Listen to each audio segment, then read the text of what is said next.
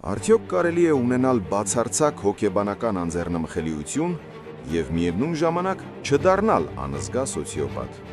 Քարլ Յունգն իր կյանքը նվիրեց ուսումնասիրելուն, թե ինչպես են վիրավոր մարդիկ դառնում ամբողջական։ Նրա եզրակացությունը ցնցող է։ Վերափոխված էմպաթն ամենավտանգավոր ուժն է այն աշխարհում, որը կառուցված է զգացմունքային մանիպուլյացիաների վրա։ Եկեք ամփոփենք վերափոխված էմպաթի իրական վտանգն ու հզորությունը։ Այս բոլոր հատկությունները գոյություն ունեն մի մարդու մեջ, ով չի անջատել զգայունություն։ Նրա համար զգայունությունն այլևս արյունահոսող վերք չէ, այն վերածվել է ճշգրիտ զենքի։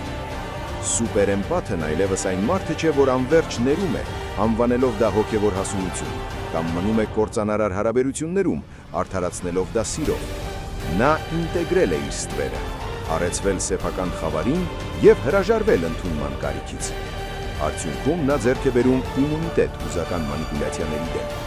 Նրան այլևս անհնար է վերահսկել մեղքի զգացման, լքված լինելու վախի կամ ուրիշներին փրկելու պարտադրանքի միջոցով։ Նա կարողանում է միաժամանակ հստակ տեսնել, խորը զգալ և իմաստուն գործել։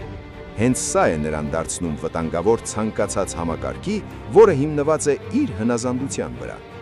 Այս անհատները վտանգավոր են ոչ թե նրա համար, որ ցանկանում են վնասել որևէ մեկին։ Նրանց իրական հզորությունն այն է, որ նրանց հնարավոր չէ խոցել այն մեխանիզմներով, որոնք մյուսներին պահում են հոգեբանական քնի մեջ։ Իմունիտետ ունենալով վախի և մեղքի դեմ, նրանք տիրապետում են ամենաանհաղթահարելի ուժին։ Անպայման տարածեք այս տեսանյութը և պահպանեք այն ձեր հզորություն չմոռանալու համար։